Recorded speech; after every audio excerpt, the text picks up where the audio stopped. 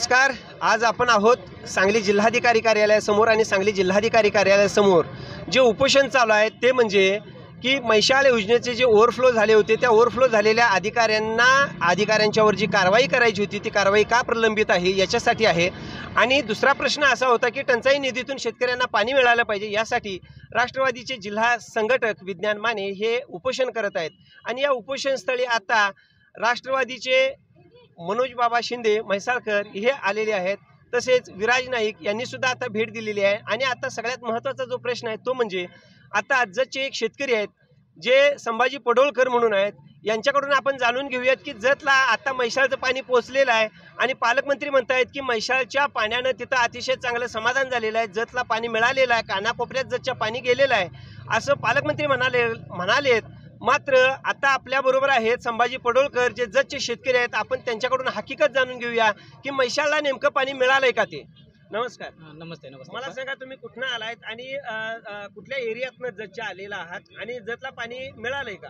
आम्ही जत तालुक्यातून आलोय, कुंभारी गटातून आलेला आहे आणि जत तालुक्याला मुळात दुष्काळी भाग असल्यामुळे तिथं मुळात पाणी येतच नाही, आलं तर ते वेळेवर पोचत नाही आणि अधिकारी पाणी सोडायला टाळाटाळ करतात। विचारणा केल्यानंतर ती मागं मोटारी बंद झाल्या, अमुक झालं तमुक झालं, ओव्हरफ्लो होऊन पाणी पाठीमागं जातंय। ते पाणी जत तालुक्याच्या जर शेतकऱ्यांना दिलं तर शेतकरी अगदी समाधानानं जगल।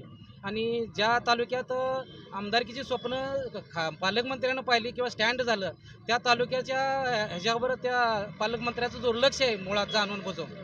म्हणजे जिथून त्यांनी स्टँड घेतला, जिथून आमदारकीत आले, जिथून प्रवेश झाला, जिथून राजकारण केलं तिथं मात्र दुर्लक्ष आहे असं दुर्लक्ष 100% झाले। आणि दुष्काळ जाहीर ह्या भाग जत तालुका कायम महाराष्ट्रामध्ये दुष्काळ म्हणून जाहीर असतो ते ह्या वेळेला झालेला नाही।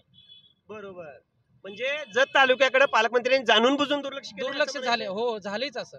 बर, आणि पाण्याची सद्यस्थिती काय आहे? तुम्हाला पाणी मिळतं का? ते पाणी अजिबात आम्हाला मिळालेलं नाही। पाणी पाठीमागं ओव्हरफ्लो जाते, पाणी पुढे पाणीच येत नाही। म्हणजे पाणी ओव्हरफ्लो होतं आणि जातं जतला पोहोचत नाही। बर, म्हणजे तिथला शेतकरी पाण्यापासून वंचित आहे। बरोबर, म्हणजे आता आपण जी हकीकत बघितली ती अशी आहे की जतला पाणी मिळत नाही, तिथले शेतकरी अनेक वंचित आहेत आणि ओव्हरफ्लोमुळं ह्या शेतकऱ्यांच्यापर्यंत पाणी पोहोचत नाही।